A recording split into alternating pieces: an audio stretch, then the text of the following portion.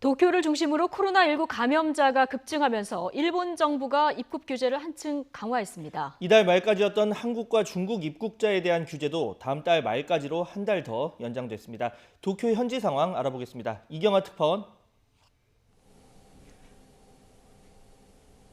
네, 도쿄입니다. 예. 자, 이런 결정이 어디서 어떻게 나오게 된 겁니까?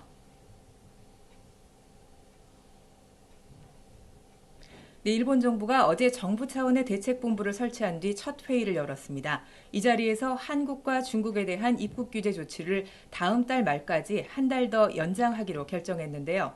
이에 따라서 입국자들에 대한 2주간의 격리 조치와 관광객 등에 대한 무비자 입국 중단, 또 기존에 발급한 비자의 무효 조치 등이 다음 달까지 이어지게 됐습니다. 일본 정부는 국내 확산 상황과 함께 외부로부터의 바이러스 유입을 막기 위한 조치라고 설명했습니다. 지난달 입국 규제 발표 당시에는 사전 통보를 했는지를 둘러싸고 양국 외교당국 간에 설전이 빚어지기도 했는데요. 이번에는 사전 통보를 했고 우리 정부도 이런 조치에 유감을 표명했다고 관계자는 전했습니다. 일본 코로나19 대책본부는 이와 함께 이탈리아, 스페인, 독일 등 21개 유럽 국가와 이란 전역에 대한 입국 금지도 결정했습니다. 네, 어제 도쿄에서 감염자 집계가 시작된 뒤 가장 많은 환자가 나왔습니다. 향후 확진자 추이 어떻게 전망되고 있습니까?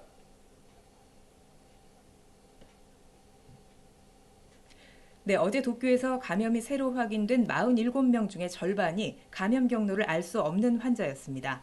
경로를 알 수 없는 환자가 이만큼 많다는 것은 그만큼 바이러스가 광범위하게 확산했을 가능성을 시사하는 것인데요. 도쿄도는 최근 발생한 환자들을 분석해본 결과 저녁 시간대에 번화가 식당가에서 식사를 한 사실이 있는 사람, 그런 환자들이 상당수 파악됐다고 밝혔습니다. 이 때문에 보건당국은 외출 자제뿐 아니라 밀폐된 장소에서 여러 사람들과 모이는 것을 절대 피해야 한다고 강조하고 있습니다. 도쿄 지역의 감염이 폭발적으로 확산할지 여부는 이번 주말이 고비가 될 것으로 일본 정부는 판단하고 있습니다. 감염 확산을 막기 위해 총리의 긴급사태 선언, 또 도쿄에 대한 도시봉쇄 가능성도 나오고 있지만 상당히 신중한 검토를 거치게 될 것으로 보입니다. 이틀 전에 도쿄도지사가 도시 봉쇄 가능성을 언급한 뒤 도쿄 도심 곳곳에서는 생필품 사재기 현상까지 나타났는데요.